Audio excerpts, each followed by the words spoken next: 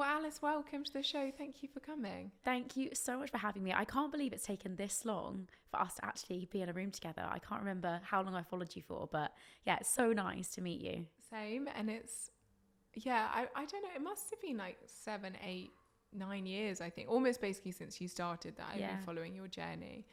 And I'm always really hesitant at the word journey because it can sound a bit cheesy and a bit trite, but just for your context, what I really want to do on this show and do for everyone listening is, I think it's my own curiosity and my own experience, which is that, the last 10, 12 years, my life has completely changed. But I think often what you see from the outside is like almost a before and after and not really the middle. You see someone when they feel empowered or they've got something that's kind of quote unquote successful to promote, and you see maybe where they started to get to that point, but you don't always see kind of how the journey between one to the other really looked and how it really felt for people.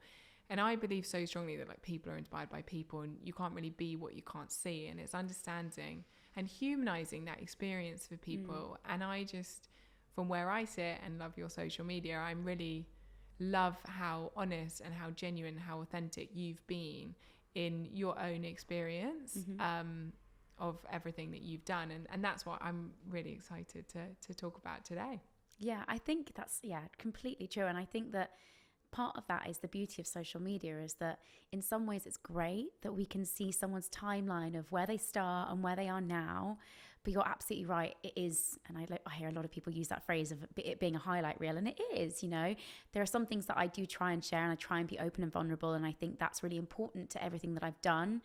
But there's also a hell of a lot that you don't share because for whatever reason, there's stuff that can be painful, challenging, hard to convey to your audience. And also you never really feel like you're able to give all of yourself because it's quite nice to hold a little bit back. So yeah, I think I like the word journey in some ways, because what else would you describe it as? I mean, I know a lot of people find it a little bit cliche, but life is a journey. Like, we're all going through something. We all create a narrative as we get older, and we make mistakes. We mess up, and we have to keep on going. So I do see it as a journey, as cringy as that may be. I do. So mine's been a turbulent one thus far, but like some amazing moments and some really challenging ones. But yeah, I feel really happy with where I am today, and it's nice to kind of see how it will evolve as well. Totally. And for me, that's the point. As you said, it's the ups and the downs, and it's the nuance of that, as you said, I think sometimes missing, not because you don't want to give it, because you don't always have the right time and space to do it. And then, so before we get into the journey and what it's looked like for you, I wondered if you could start by introducing yourself. People might know you through your books or through your social media and through all the work that you do, but how would you introduce yourself as Alice? It's so hard, isn't it? Because I've done a lot of like speaking actually over the last few weeks, and when people say, "Oh, can you introduce yourself?" I sort of find, in some ways, like, I'm so confident and secure in who I am, but I also find it really hard to maybe explain fully what I do. I guess first and foremost, I would say that I'm a personal trainer. I always bring it back to the thing that I feel really grounds me and gives me most purpose in my job. And I've done that for 8 years. I've worked on a gym floor for a number of those, where I've worked with amazing clients and done some incredible things, and felt really grateful to have that experience of really building credibility in a space where there's so many voices. It was so important to me to kind of be a voice of kind of credibility and real groundedness in evidence, and so I've worked really hard on that. So I would say first and foremost, I tend to call myself that, but then outside of that, a whole host of other things. I started this journey over 10 years ago. I have gone on to publish 3 books, currently writing my 4th. I have done a podcast. I've done loads of brand work, presenting. I also started my, I guess, professional career in a completely different environment, which was in musical theatre. I trained as a professional dancer. So in terms of like different strings to my bow, I feel like there's many. And I think that I sort of feel that what I love about my job is that I can do so much, and I have done so much, but I also think what I hate about my job is that I want to do everything, and I want to embrace every opportunity. And in some ways it's a blessing and a curse in that I've done so much, and I love that, but also it's really hard to keep lots of balls up in the air all at once. yes, I certainly relate to that. But if you introducing yourself, I guess less of like a professional bio and who you feel you are, like how would you introduce yourself? Okay. I mean, in terms of how I see myself, I would say I am a near 30-year-old who is happy, successful, comfortable in who I am. I would say I'm a kind, nice person. And that's about it, you know? Like, I feel like, of course, I offer more than that. But I don't want to massage my own ego. I'm not about that. I quite like to just, I guess, try and be the best version of myself. I think the one thing that I would always want people to see me as is a kind person. I lead with empathy, and I try and be really genuine to everyone that I meet. I would never want people to think, you know, she's this kind of sunny, happy person online, and then you meet her in real life and she's a horror. So I really try and be myself, authentic, and kind and real, I guess. I think that comes across, which is why I wanted to talk to you. But I think the other thing that comes across in absolute spades from where I sit certainly is this comfortable in your own skin. And I think that's a goal that everyone wants, isn't it? That's such a unlocker for contentment and joy and presence in life. And that's what I'm so interested to understand, that journey, because it sounds from where I sit, again, like that's not always been the case, and you've been through this experience over the last how many years, from when you were young to theatre school to social media to now, of really creating that sense of empowerment in the internal, I guess, instead of the external validation. And I'm keen to understand, I guess, and kind of track that journey. And I wondered if we could start, I guess, the beginning and understanding a bit about your childhood and your experiences growing up.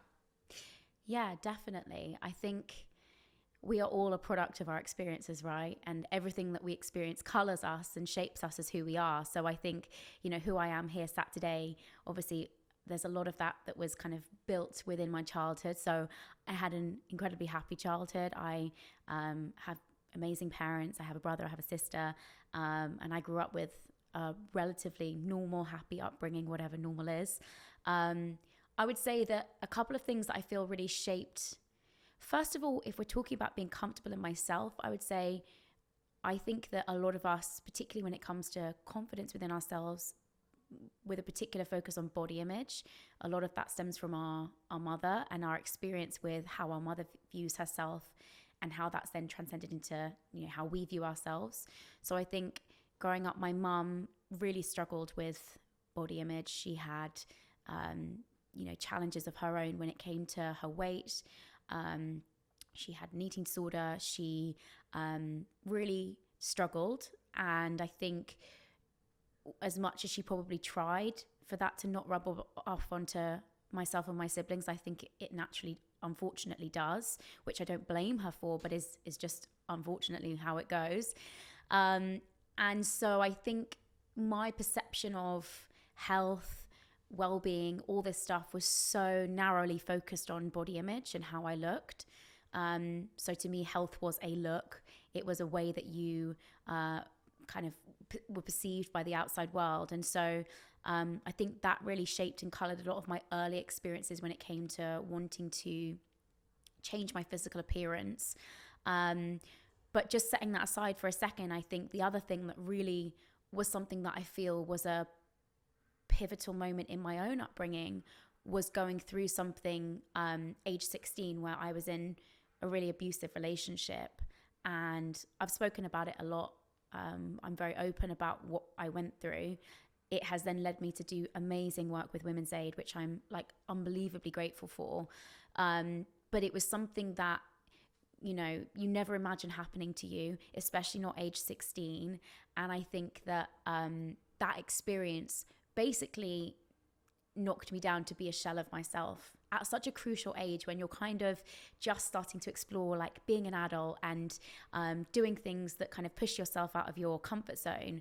I went from, you know, going along this path of gaining confidence and growing up and being very happy and having great family and friends, to suddenly being someone who literally couldn't get out of bed, had to have my mum sleep in the same room as me because I was having terrible panic attacks, and really had to rebuild myself again from the ground up. And I think that was almost, when I look back now, and I'm really grateful that I've been able to do, therapy and things like that have really helped me to view that situation in a different way and to work through it. But I think that was really where my sense of needing to be in control came from. I think anyone that's been in an abusive relationship knows that the feeling of being out of control is the most challenging thing that you can go through. Like you lose complete autonomy, you question everything. And I think from that, I then desperately sought out a way of controlling my life again. And that control, paired with the stuff that I told you about my upbringing with my mom and stuff, meant that control then meant controlling the way I looked. It was controlling my food. It was controlling my exercise. And all of that was done with good intentions. I genuinely believed that I was on this journey of health and well-being that was going to be, unbelievable for me. And I don't really think I saw that it was anything other than just a good thing, because we're taught that losing weight is good for us, and we're taught that being thin is good for us, and that, controlling your diet is good for us. So to me, I really believed that I had kind of cracked the code and I'd nailed it, basically.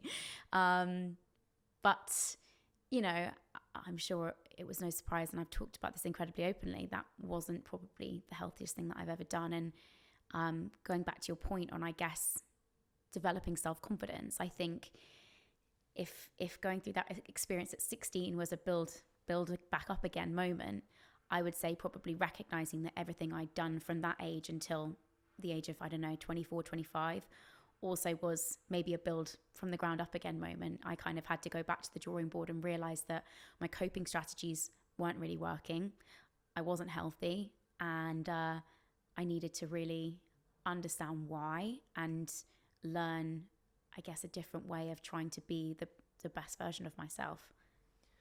Thank you for being so kind of honest and open about it, because I think, from where I sit, I think it's incredibly inspiring and also incredibly encouraging to other people who are feeling, for whatever reason, that they're not on a path that's serving them and they're struggling themselves. And I guess I'm interested in that experience that you had as you were kind of, I'm trying to phrase it in the right way, because it's one of the things that fascinates me most with this kind of, and I think we're on the same page with this, with the way that we see wellness, and that wellness is often, it's very reductive and it's very eat broccoli, do star jumps. I've said this lots of times, but I think it's really interesting, as you said, that was the path you kind of went on, of controlling that, with the sense that will make you feel really well. And did you realize at the time that it almost wasn't making you feel well, and it was almost, you weren't necessarily addressing the kind of deeper underlying confidence issues? Did you feel you had a lot of confidence at this point? Yes, and I think that's the challenging thing, is that it works in the interim. And I think, anyone that's gone on a, I guess, transformation journey, let's call it, in those first few months and maybe even years, when you're able to sustain that level of kind of control, I guess, you do feel amazing. And it is a sense of, and I'm going to be totally honest here, it's a sense of smugness that you've kind of nailed it. You've cracked the code, you've done it, you've done what everyone else kind of wanted to do.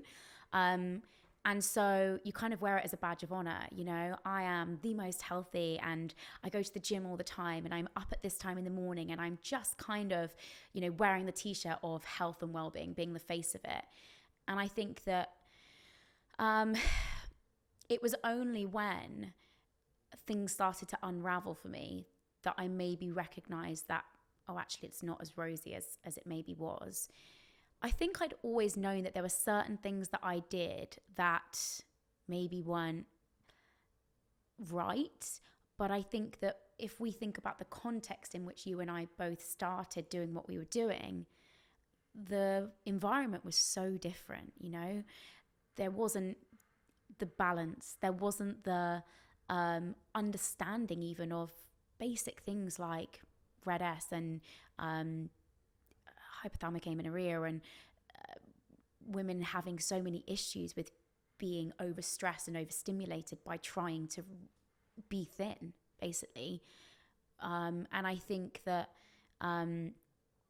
we now know so much more generally. And that's meant that what a lot of us perceive to be wellness, we now recognize as disordered eating and control. And I think that your point around sort of what is wellness is incredibly reductive, is interesting in that I think we've come so far, but in some ways we're still right back there in many ways. In many conversations that I have with people online, I'm sure you're the same. It's still just about, what's the quickest way for me to lose weight? What do I need to do to get my body looking like that? And I think that my journey has taught me so much, and I've really tried to share that. And I've really tried to be as open and honest with that process as possible. But it does still make me sad when I sometimes get messages like that and I think, I thought we'd come so far, and yet sometimes it feels like we haven't. But I've totally gone off on a tangent here, so I'm just wondering where we went. It was a great tangent. Okay. And I've got a few questions from the tangent. But I guess the first question that I have, and I hadn't really thought about it like this actually until I was listening to you talk just then. It sounds to me like you almost had two transformations almost in your life. That first one that we were just talking about, which was a very physical transformation, almost to becoming, and you said, the way you described it, like you kind of were the face of health and fitness, you were everywhere and doing so well and being kind of pinned up as like perfect from an aesthetic perspective. But then it sounds like you almost had this second transformation after you said things unraveled, of actually that almost like mental transformation to this sense of like true empowerment and feeling deeply comfortable in your skin. I don't know if you see it like that at all. Yeah, and I guess it was probably the most challenging. Yeah. It was actually easier to restrict and to overtrain and to just almost numb everything else that was going on in my life during that period, because it was easier to throw all of that energy into looking perfect and making everyone believe that I was perfect. What was hard was having to, in inverted commas, fall from grace. Things weren't as rosy as they may have seemed. And in order for me to carry on doing something that I genuinely loved, I had to publicly hold my hands up and say that I got it wrong. And I think that's probably one of the most challenging things I've gone through. I remember being in Greece with Zana Van Dyke, who I'm sure some people know, on a press trip, and the most horrendous headline was written about me in the Daily Mail.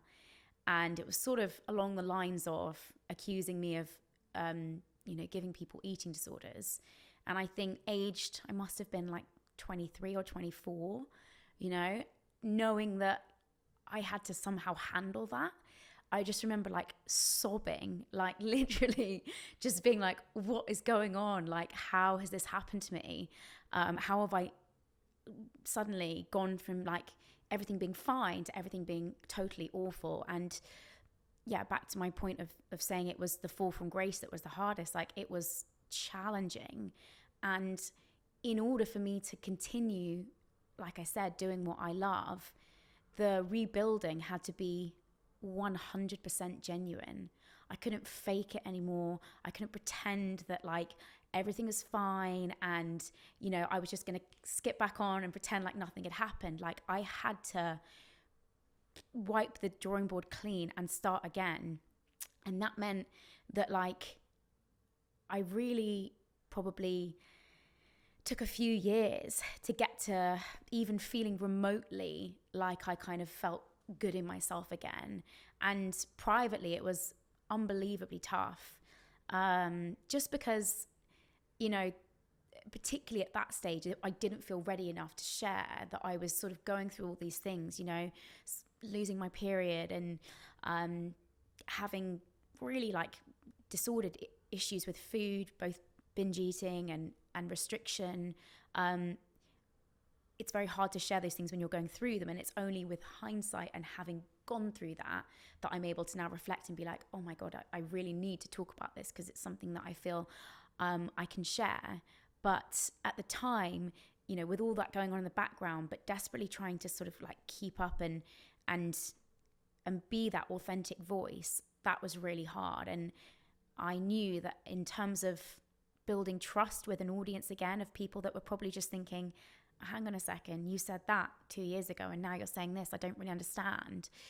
That was obviously really hard. And the only way that I knew how to do that was just to be 100% honest and vulnerable and authentic, and take people on that journey of making mistakes, fucking up, and being okay with having to own those really publicly. So yeah, it was hard, but you're absolutely right. It was almost that second rebirth as such that was the most challenging, but most like empowering as such, in terms of how I feel like I am now. I mean, first of all, it's really, I hope you feel it, because I think it's extraordinarily brave to do that. You know, we're very, very, very quick, to say the least, to judge one another. And I think everyone, personally, professionally, gets things wrong and has to change. And we're not particularly graceful in allowing people to do that. And I think that it takes real bravery to do that. And I don't mean to trivialize it, but I just think I hope you feel kind of how brave that is, because I think it's a really difficult thing to do.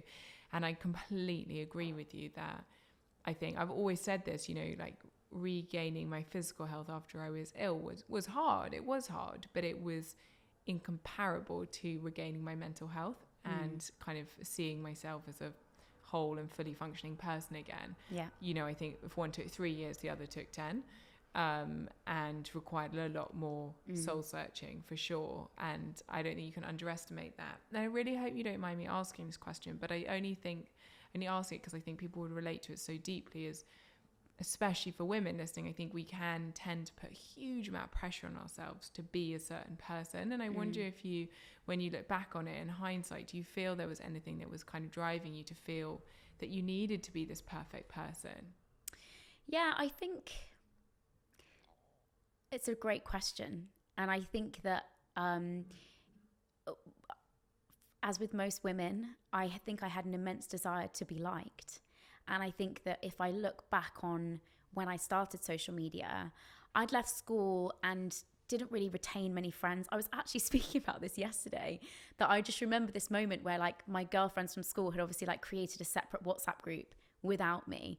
And I kind of lost a lot of friends just because I don't know. I went off and did something different. I went to theatre school. They all went to university. For whatever reason, as amazing as they are, we sort of went our separate ways. And I kind of found myself incredibly lonely. I went away to college, which was a whole nother sort of start for me. And whilst I made amazing friends, I think what social media gave me was this opportunity just to completely rebuild myself again, to just create this person that was you know, a new Alice. And this was Alice that was going to be doing all these things. And when people started to engage with that and to like me, I think as someone who is so desperate to be liked, always has been, unfortunately, it's part of me that I still am challenged by, but I'm a people pleaser and I want to be liked. And I think when people started to like me, I was just like, this is amazing, you know? And I built a community of people that helped me to feel happy and confident because they were liking me for me. And I don't think I'd ever really had that before in my life. I think I'd always tried to chameleon myself into being lots of different people to fit lots of different groups and never quite fitting. And then suddenly I started this thing, it took off and I was being liked for being me. So I think that was really a game changer for me. And I think that's what meant that when it came to being this sort of persona, this perfect person, I didn't want to step away from that. It was addictive in that I needed that sense of validation to continue to be the person that I wanted to be. And having gone from maybe feeling like a quite lonely, unconfident person, suddenly I was Alice who had all these followers on Instagram, and it sort of meant that she was something and I'd made something of myself. And I just think that anyone who's been in that position knows that it's really hard to step away from that once you almost have that addictive nature of being validated constantly. And I'm going to be totally honest, it's still to this day something that I'm working on, because all of us, unfortunately, have kind of, well, those that are on social media have bought into this need to have people tell us we're good, and have people kind of validate how we look and what we do and whatever. And I think I just created this person that was happy and smiley and always quite positive, and sustaining that was impossible, but I desperately tried for as long as I could. And it's only really in the past few years that I've been able to let the facade down, to let people in and say, well, actually, you know, as with most people, everything isn't always great all the time. But I think as someone, again, like I said, who is desperate to be liked, to reveal chinks in your armor is to almost potentially be disliked or to be unfollowed or to be disengaged with. And I think that was such a big fear moment for me, but in some ways it's paid off tenfold, because I think now I'm so grateful for being able to just be like completely myself, good and bad, online, rather than just trying to keep up this like happy smiley Alice, I'm always happy. So yeah.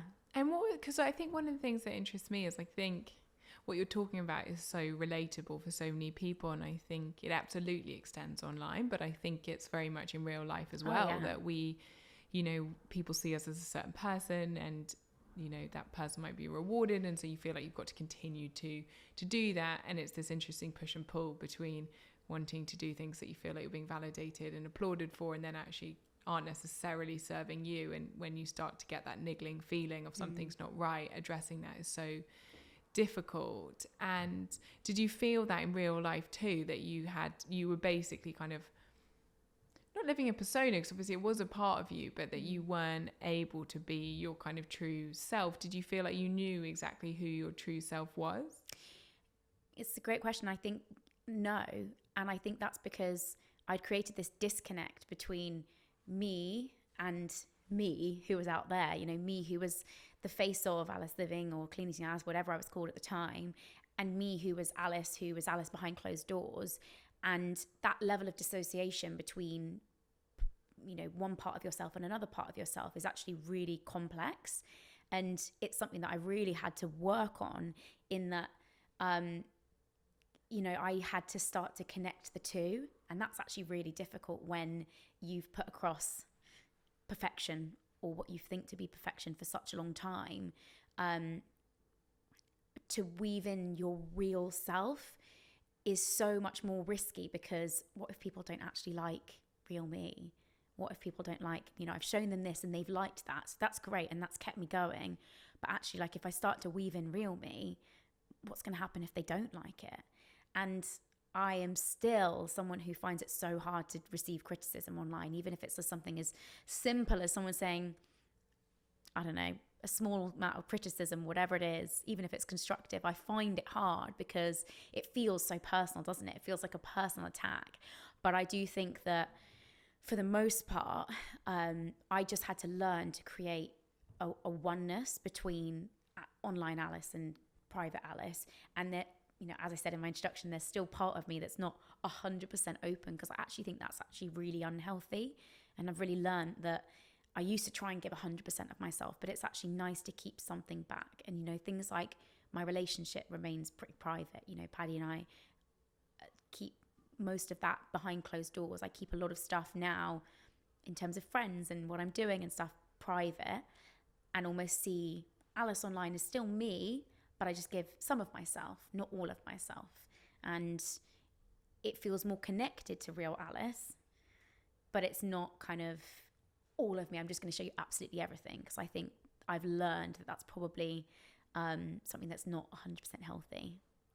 Yeah, I can definitely imagine that. But I am really curious though, with this, like, two parts of yourself at this period, did you feel like the private part though was only something you showed yourself? Like when you'd meet people in a situation, because again, I think that's what so many people relate to, that you feel like you've got to go to a party or a work event or a new job, and you've got to turn up and you've got to be this kind of like totally, you know, filtered person, like as though you'd never have a bad day and everything's easy all the time. And I think that's something that, what you were talking about projecting online, I think people really struggle with projecting in real life as well. Yeah, no, I think you're right. And I think it's like with anything, you know, whether you're walking into a room or you're posting something on social media, both are the same in the sense that we just want to be liked. Like as humans, 99% of us just want to be liked.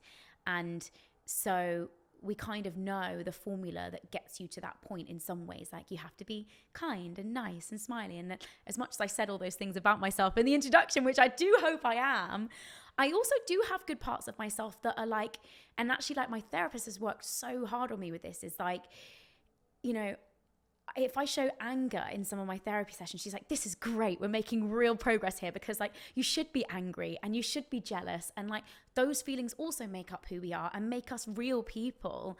And so as much as I do see myself as like, you know, what I said in the beginning, I also think I'm really happy to own the parts of myself that are slightly more challenging elements of me, jealousy and anger and frustration and all the things that kind of make us a whole human being.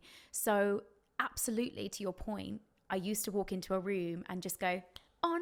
And I guess some of that comes from being in theatre as well. Like we are just expected to be smiley, happy, like tits and teeth was how we used to describe it at college. But you just had to be, and you didn't complain, and you just walked in and you just did the job. But I think that unlearning a lot of that, and now knowing that a lot of the time I don't go to events because I know that if I'm not in the place to be myself, I'm not necessarily ready to be there. Or if I do go to events, I sort of go knowing that I don't need to walk in and be the loudest voice in the room or the smiliest person there, that I can go in and just sort of talk to one person and be a bit more myself and ease myself in. And yeah, I guess what we're kind of dancing around is, what is our true self? You know, I'm sat here today saying, I think this is the true me, but really, I think we are ever evolving and picking up things and dropping things and learning as we go. So it's hard to sort of pinpoint the fact that right now I could say I walked into this room and I was Alice. Maybe I was, but also, what is the real me? What's the real you? Do we ever fully show our real selves? And I think that the only answer that I have to that question, and I don't have all the answers, but the only answer is going back to something that we've covered, like just being comfortable in myself, and being comfortable with all parts of myself. And I think that's the only way that I can fully describe, I guess, like a sense of groundedness and connection with me. And I, as with most things, I'm going to be challenged by times where I probably don't feel like myself over the next 10, 20, 30, 40 years, I'm sure. But I think that in terms of finding who I really am, I think it's about accepting all parts of myself and knowing that those are all equally valid, rather than just the nice, shiny, happy parts. I love this idea of accepting all parts of yourself. It's something that I've thought more and more about over the last year or two, because I think there is that we all have traits in ourselves that aren't our best traits, like objectively speaking. We can be more reactive, or we can get pulled in, into a kind of spiral quicker, or we can lose our temper, whatever it is. We all have those in us. Mine is like when I get overwhelmed, I get quite manic. That's the thing I most dislike about myself. I suddenly become quite like frenetic, and I feel like I'm very stressful to be around as a result. And I used to just, whenever I'd get that, I'd be kind of almost angry at myself for that. And it's like accepting that's a part of your personality. It doesn't mean that you can't try and work on it a little bit so it feels easier, but it's realizing that you are your whole self and you are full of flaws, because we're all full of flaws, and that's okay. That doesn't mean you're unlovable or a bad person. And I think that's something that we collectively struggle with a little bit, as you said, and it's part of the reason why I love having these conversations, is because we often look at people and we think they've had a linear journey and that was hard at the beginning and now it's easy, or they just became this person overnight. And actually the human emotions that we're talking about, we've all been through them. We really have. We had an episode a few weeks ago, and we talked a lot about having these intrusive thoughts, and I had them really badly after my first daughter Sky was born. I got a cab this morning, and I think because I've been having a lot of these conversations with people recently, we're going kind of really deep into people's kind of true selves, to your point. And so I keep taking anyone I meet there, because I'm so interested again in this like normalization of what it's actually like to be a human, as opposed to what we kind of project in a way. And he started telling me about his daughter-in-law who's struggling with postpartum, and I told him about some of my experience, and I'd actually talked to my mum about it the night before, and she said, I wish I'd talked to you. And I said, well, you tried, but I just sort of said I'm overwhelmed. And you know, she didn't ask any more questions, and that's what we were talking about. But so I asked him more questions, and then he told me about this time he had very difficult upbringing. He had a heart attack at 38. He almost died. After that, he had these really intrusive thoughts, some very, very scary ones and some kind of quite dangerous ones, and he felt so trapped in what it did to him. And it was just this amazing reminder of this just random man I happened to meet for 20 minutes this morning. And we'd had such similar experiences, and like everyone on the street's been there and done that. And I think it's just opening it up, isn't it, for people, so you don't feel alone when you feel like you have these parts of you that you don't like or you don't want to show people, but realizing every single person in the room that you're in has those too. Like nobody is quote unquote perfect. And I think the more we can dismantle that, the more empowered we almost become. And I think it's great that you're saying that, and absolutely I agree with everything that you've said, but also I think what we therefore need to challenge is this idea that, and I'm not going to go too deep, so I'll just keep it surface level, but when we look at people being quote unquote cancelled, there are many situations where I think that's valid, but I also think there are a lot of situations where we just don't allow people to make mistakes or to be fallible. And I think that the bar at which we set for people in the public eye, whether that be online, whether that be, you know, in film, television, whatever it is so high that we're almost setting everyone up for a fall. You know, if anyone shows even the slightest amount of kind of weakness as such, and I use that word, you know, because for want of another, but I think that it means that the expectations that we place on those people are so high that almost all of them are going to fail in some way, because we're all human. We all make mistakes. We all do things that are disagreeable, that we don't, you know, we look back on and we regret. But unfortunately, that's living a messy, happy life. Like, it's not perfect. None of us have perfection. It might look great from the outside, but actually there's so many things going on. And, you know, I think that we can talk really openly about this stuff, but actually the reality of that playing out, I think, is less common. It's great to talk about vulnerabilities and feelings of, you know, anger, emotions, whatever, the negative stuff, I guess. But actually what I would love to see is people being able to truly show that stuff, and people hold them and understand them and still kind of like them, I guess, rather than quickly jumping to, oh my God, she's a terrible person.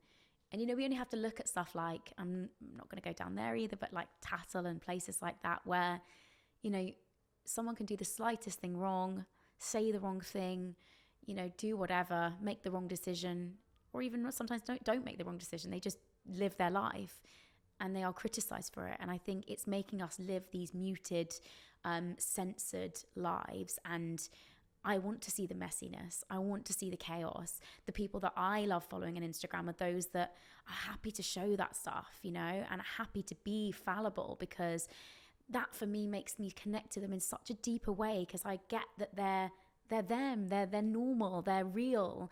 And I just personally think that we need to allow people more space to do that stuff and to be that way, because I have so gratefully been allowed to make those mistakes and have retained such an amazing audience of people who've held me through some pretty shitty times and are still there to support me. And I think I feel so grateful for that, and I wish that experience for other people who are maybe going through similar things.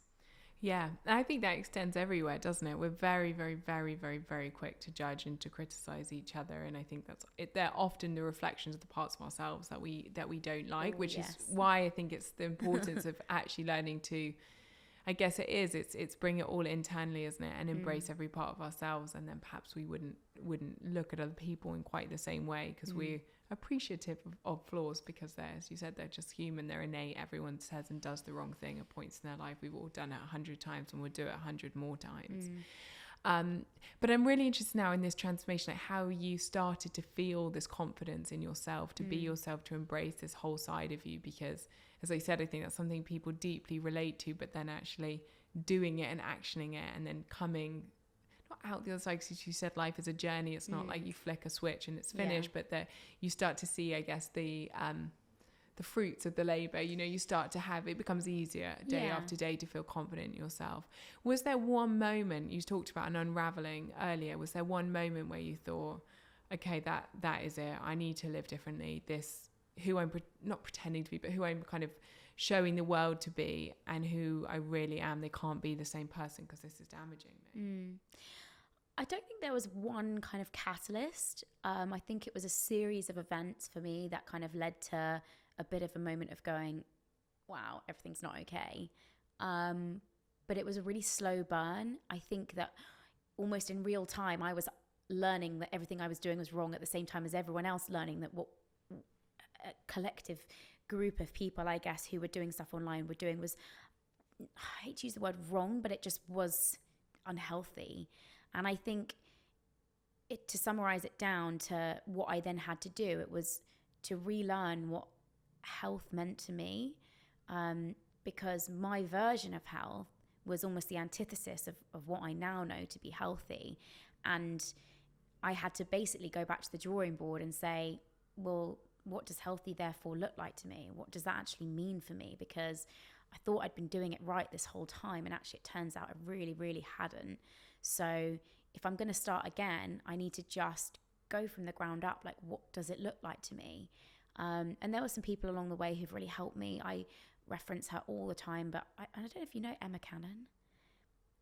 Just like the most amazing woman who I've ever met.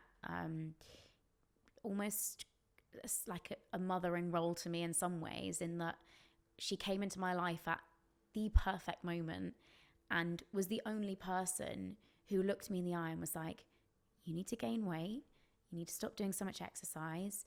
If you don't do those things, you will end up not being able to have children, and you're going to be in a really bad way.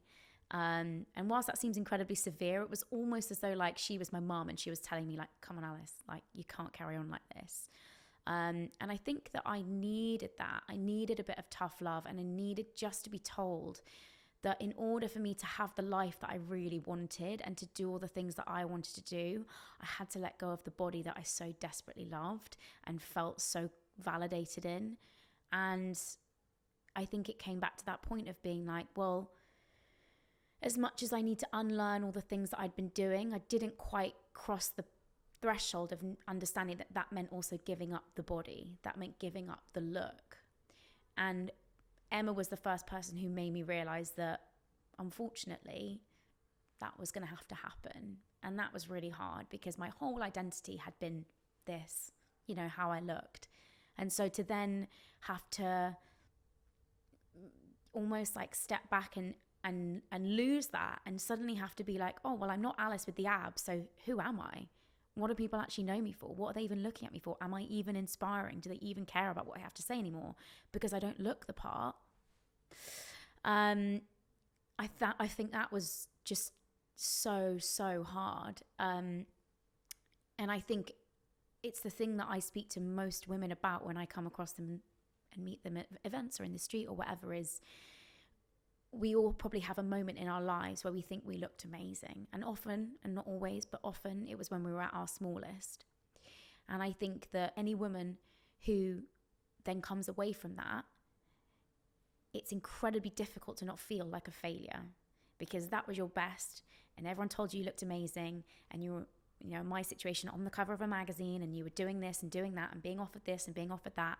If you're not that anymore, what's the point? Why are people going to be interested in you?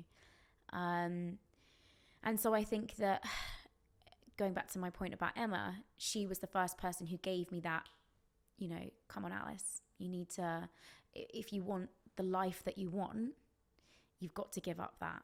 And I think that was really hard, and that took me a long time. It wasn't an overnight thing. It was years. It was gaining weight and binge eating and going through really tumultuous moments of, you know, relationship with food, relationship with exercise, still making mistakes, still doing things wrong, but having more better days than bad days. Eventually getting my period back, starting to, I guess, find a new voice online and find confidence with that. And I think probably in the last sort of 2 years, I've really found my place where I feel like I belong, where I feel like I can with comfortableness, know that I have my people, I'm in my space that I feel happy in. I don't feel like I need to be anything other than myself. And I don't feel like I need to use myself to sell what I want to sell. I feel like I have enough credibility in terms of my expertise, my experiences and whatever that help me be me without me needing to say, look at me, buy this because I look like this. But yeah, it's been a hard journey.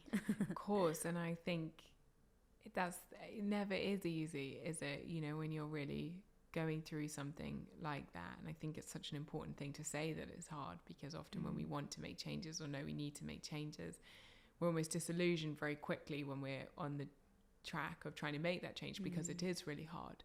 And so we don't keep going with it because it's too hard. And I think I feel really strongly that calling out the fact that sounds like it was so worth it, but that it wasn't an easy journey is absolutely essential in empowering other people to feel that they can make changes in their own lives too, because I don't think big changes can ever be easy.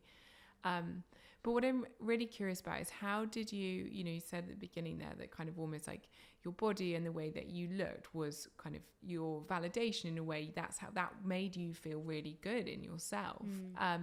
How did you transfer, for want of a better word, that validation into your kind of internal world, into your soul, into the just Alice? I think to a certain extent, I'm going to be totally honest here, and if we're talking about being vulnerable, I still care about the way that I look, I still care that I put across an image that I like, and I would have shown up here in my tracksuit bottoms if I didn't care about how I looked. I obviously do. But I think that it had to not be the most important thing about me. And I think that's really important. You can still care about how you look. You can still care about our physical appearance, because unfortunately that's the world we live in. But it can't be the most important thing about you. And it can't be the only thing that you have. And a big thing for me was, not to be using my body as a way to sell stuff and to make people buy into me. My thing was, well, if I can't do this and I don't want to do this, I need to ground myself in credibility and knowledge, in sharing of information, because that's what I really enjoy. That's what gives me fulfillment, is being able to help women to go to the gym, to embrace lifting weights, to find a way of training that they enjoy. That's what, is the thing that keeps me going. And so that really doesn't have to have anything to do with the way I look, because to give them that information, to empower them to have their own journey, doesn't matter how I look, or it shouldn't. And so that was really important for me. So I think it was about learning to create an environment online and a voice that was very focused on giving of education, of empowerment, of inspiration, without having to rely on my physical appearance. Like I said at the start, doesn't mean I don't care about how I look, but it can't be the thing that I use to get people to buy into me. And it certainly shouldn't be the most important thing about me. I now feel 100% confident in the fact that I offer so much more than just being a pretty face or whatever, or having a set of abs. I think that I worked so hard to try and develop that voice that was that went beyond just looking a certain way and kind of looking the part. I had to actually deliver the information that people really wanted. So I think that I kind of went on that kind of learning journey, I guess, of finding that. And that took me a while. It's hard to find your voice, especially when it's one that feels completely new and alien to you. But I think I just had to unlearn leading with my body and being my body first, me second. I think I so appreciate what you said, though, is that it's because I think we have, again, it's quite all or nothing culture. It's almost for people where body image is a challenge. And, we live in a very kind of aesthetics focused, social media first world where diet culture is rife, and how we look is a currency still in lots of ways. To your point earlier, we say we've changed, but we've changed to an extent, and the extent is good, but it's probably not enough. And I think there's something interesting there, but equally, so it feels unrealistic to say, okay, I'm going to stop putting how I look first and foremost. Like, I've got more to me than that, and I want to feel comfortable and confident to share that with people, and be myself, and not feel like I'm only here because I look a certain way. But equally, to say it's okay to still care, because I think that again is the nuance that's often missing, isn't it? But did you feel that you needed to build back up that self-esteem, that self-worth, that self-belief, like on a personal level as well? Did you feel, especially after that kind of very difficult experience in your teens, that you had this work, this like inner work to do for yourself to feel that confidence to be completely you, liked or not liked? Yeah, I think so. And I think that I had to work really hard, and I'll be totally honest, I had years of therapy, like 3-4 years of working on that. I remember going to my therapist, who I eventually worked with for like I said, a number of years. And my first thing was going in and just being like, oh, I feel a bit lonely, and I just don't I find it quite hard to make friends. And like, she was like, okay. And we worked on that for maybe a couple of weeks, and suddenly like the floodgates opened a few weeks later, and I was like, I find it really hard. I can't do this, I can't do that. And it was almost like, I just had to like completely open up about everything that I felt over obviously a period of time.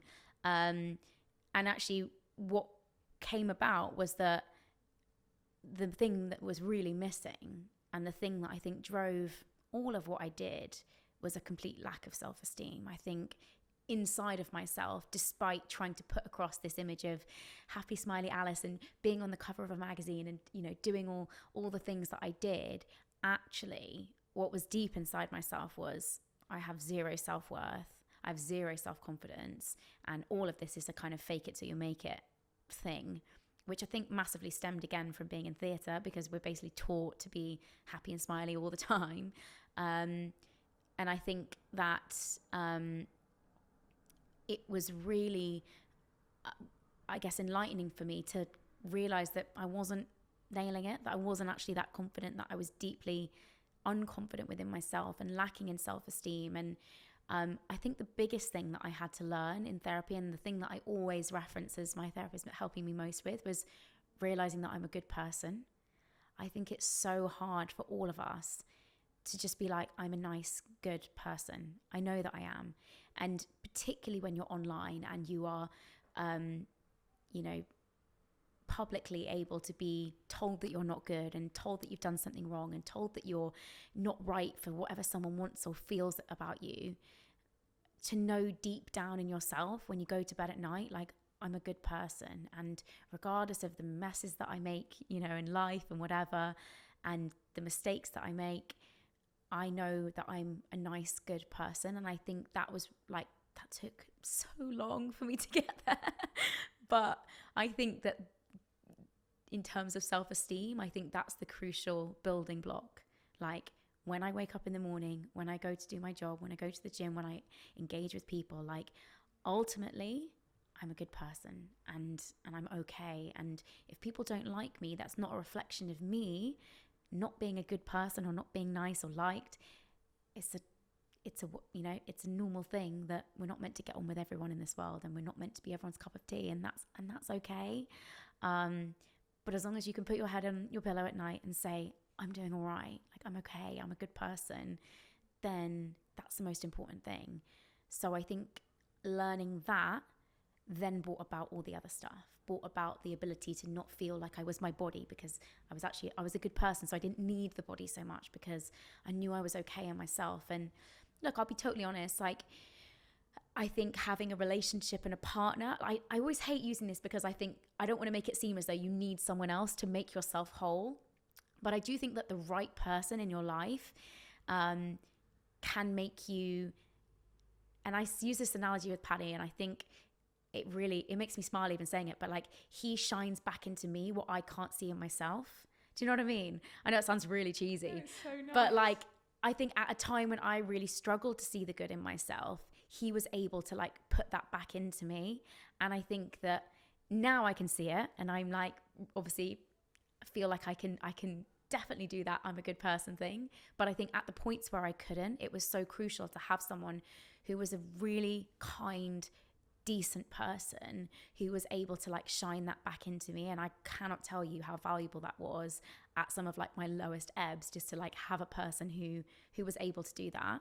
Yeah, I understand that completely, actually, because zero self-esteem was something I didn't it's funny that I say I didn't realize I had it, because I don't think I've really ever said this before, but when I was very little, like 6, 7, I used to tell my mum that I hated myself. Like I'd write her notes telling her I hated myself. So this is like a very long-standing issue. Yeah. I don't say it flippantly, but like why I didn't realize it was an issue until I was like 30, I'm not really sure, because that seems now in retrospect not right to feel that way when you're kind of so little. But it wasn't until actually I was with my husband now, then I felt I had a safe space. And it was when I felt really saved and really loved and really supported, was the time I felt able to actually explore my mental health and put it back together again. And I don't think I could have done that without him. And I feel proud of myself because I feel like I've done it, you know, and you can only do that work yourself, and you've got to want to do that work. But equally, I totally agree with you. I think feeling deeply supported and deeply loved and deeply seen when you can't see it in yourself can be really transformative at the same time. And I think sometimes we're so quick to say we've got to love ourselves first, and we do, but sometimes we need help being able to do that. 100%. And I think the biggest word that I picked up on there was safety. I think when I was with Paddy, I finally felt, for whatever reason, and you know, I said I had a loving childhood and whatever, but for some reason, like being with him makes me feel so safe.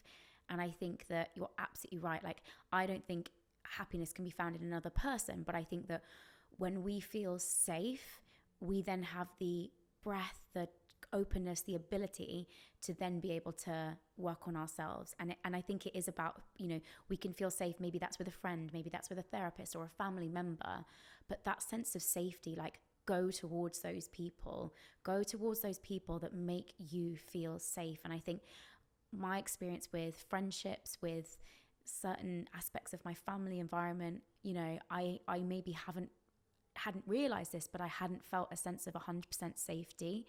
And when that was then offered up to me, I then had the complete, you know, ability to then say, oh my God, I can now start to work on myself because I feel safe. And I think that's such a big thing. And I, you know, to anyone listening, I think find your safe places, because it's only then that we can then really start to like peel back the layers and be our truest selves, because we've been given that sense of safety. And again, it's not necessarily with a partner. It can be whatever that looks like to you, but it's so crucial that you find those places. And what do you do now, having kind of spent the last few years learning to be able to say, I am a good person, like I really like myself, I respect myself. And by the way, I found that almost impossible to say to myself to start with. Like it felt so sticky and so uncomfortable. I only say that because I think if you do have that disconnect and you start trying to actively work on it, it almost like shines a really blaring light on the fact that saying that to yourself's so difficult. I do little affirmations with our kids now every day, because I'm like so desperate that or passionate about, I should say, about them have anything I can do to embed that in them from an early age, being able to say every day, they say, I'm special, I'm loved, I'm proud of myself, I'm clever, I'm confident, just so, and then I can do anything. Whether you should tell toddlers they can do anything, I don't know. But there's might come back to bite you, that one. I think that one will come and get me at some point. But I guess it's that empowerment, and that like, could that empowerment be innate? And they're not going to get it just through affirmations, but making that the norm, which I never could say to myself ever, and now I can, and it's so liberating. And I'm interested what you do now. Like, you seem, sitting here today, exceptionally comfortable in your own skin, and more so than many people I've ever met in my life, which is such a testament to the work that you've done and the hard work you've been through and the difficult periods to get to this point. And what do you do now to kind of foster that, to keep that, and I guess to keep growing it? I would say, going back to something that we've touched on, being comfortable with the messy parts of myself. I think it really is about a constant sense of recalibrating where you feel good, how you feel good, but knowing that And I've had actually quite a few experiences over my life where I have really thought that I was just an awful person, that I must be really unlikable. I must be, really not someone that people want around them. And I think I just hadn't met the right people. And I'm sitting here, I'm going to turn 30 in a few weeks, and I feel like I'm only still just meeting my people. But I think that the biggest thing that I would say is, one, being okay with your bad bits, like being totally honest, like learn to love those bits of you. And how do you work on that on a day-to-day basis? Like if you have those days where you feel those traits are more apparent, do you have a kind of way of talking to yourself or framing it or thinking about it? I think it's about being curious. Like, what is this telling me? I'm really jealous of X. And it happens all the time, by the way. I can be quite a jealous person of some things, like not necessarily people, but like I can be jealous of physical things, or like say someone's got like an amazing handbag. I'm like, oh, I really want that. And I guess, maybe it's at a light level of jealousy, but it's sometimes when the more kind of insidious stuff creeps in, I would say like I try and be more curious about what that's teaching me, rather than instantly labeling it as like, oh God, what an awful thing to think, you horrible person. I'm now like, oh, that's interesting. I wonder why I felt that. That's really weird. Is there something that might have happened that has made me think that way? Or can I look at this a different way? Like, I'm feeling X, but is there any way that I'd be able to like speak about it or write it down and actually think about it in a slightly different way? I still might come out of that and feel the same way, but at least I can be curious and observe that emotion in a much more kind of calm way, rather than the constant internal narrative being, I'm a bad person. Oh my God, I can't believe you thought that. I can't believe you said that. And I think that that's really crucial. And I think being just generally curious about how we are, allowing things to come and go. Like, most of us will have negative thoughts at some point. Mine are almost daily, but I know that they're not me. They don't make me who I am. They're just a part of me, and they come in, and sometimes they stay for a bit longer, and sometimes they go very quickly, and I can observe them and be curious about them, but I don't let them sort of stick to me like a label. I just sort of let them float in and out freely, basically. And I know that sounds really woo-woo. So it doesn't at all.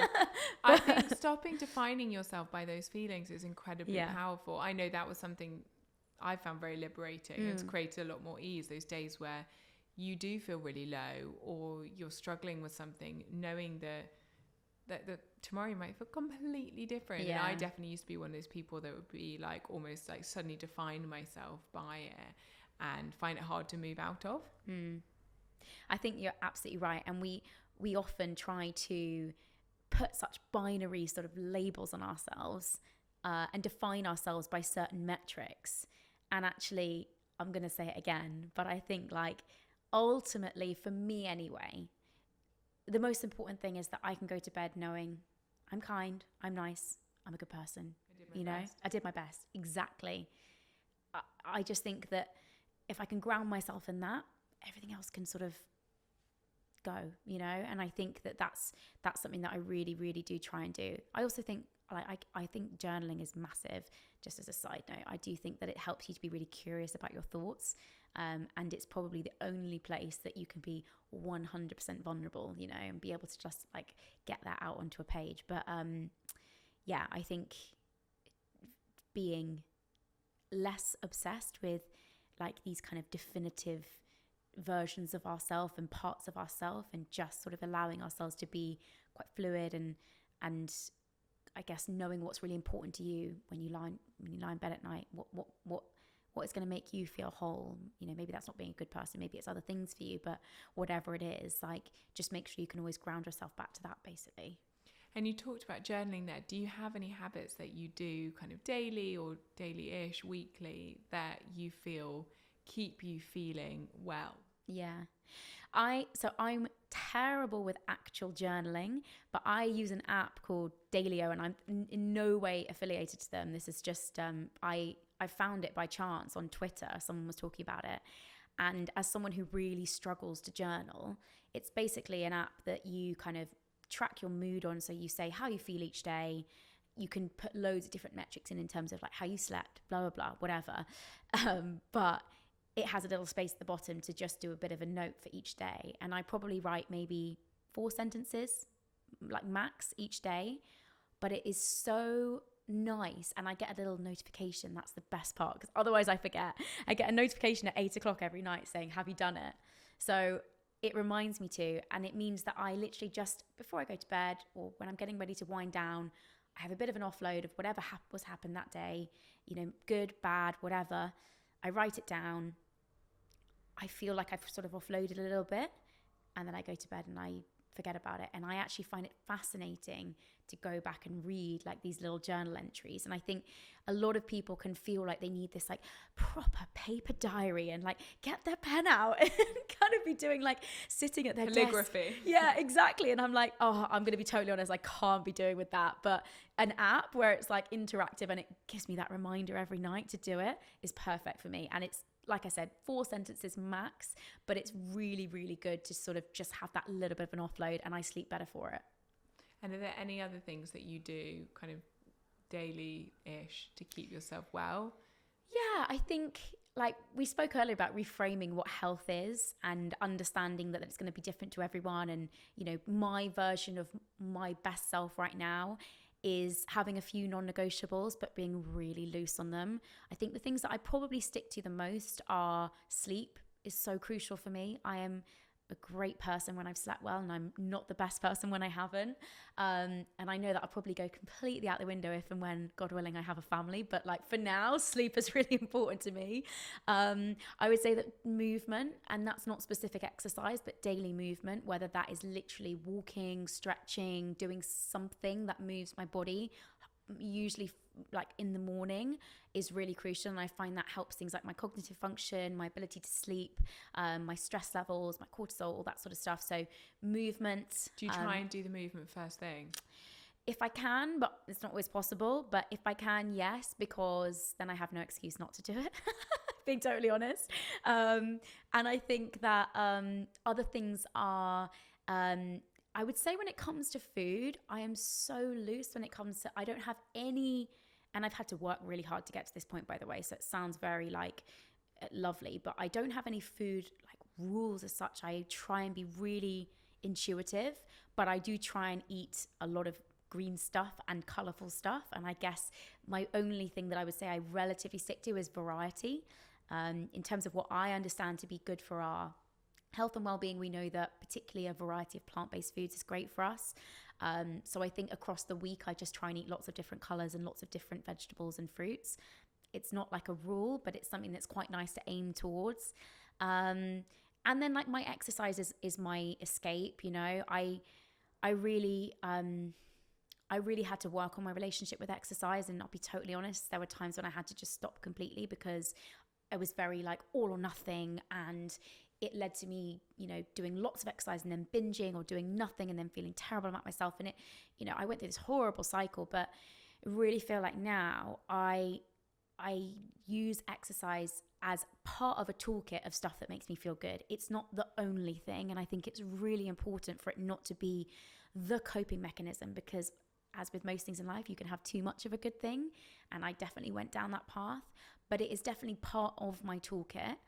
And it's something that I think for headspace, for feeling physically empowered, it's amazing. And I genuinely enjoy my training and have such a good balance with it now. And it's something that I really see as, like I said, a part of what makes me feel good, but not everything.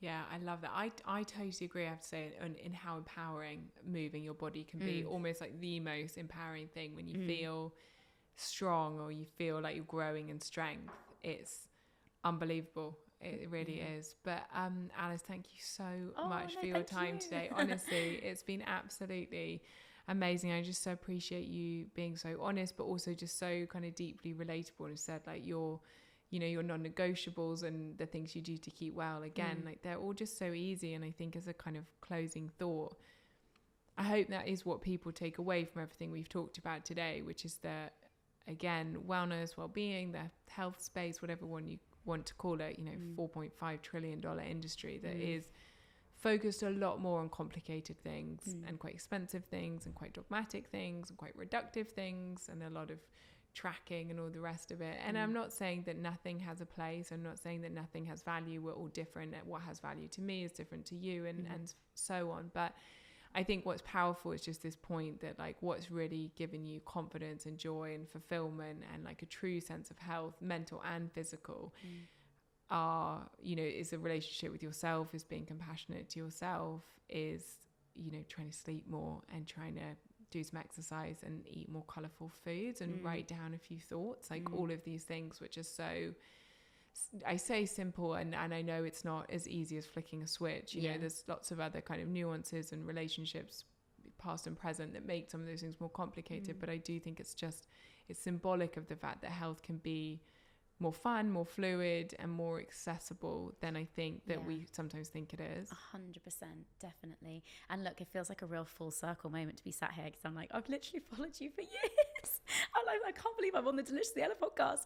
But I think I love what you've done, and I think that it's just so nice that it feels like a lot of us have been on a bit of a full circle moment and a kind of just a nice journey, and it's so nice to see. It's so nice to see people doing well. It's so nice to see people doing their thing and being happy, and I think that I look to everyone I follow online and I just want the best for them. And I think it's just, it's amazing to have people like yourself and many others doing things that I think are wonderful, varying and wonderful in the health and wellness space. So no, thank you so much for having me. It's been such a pleasure.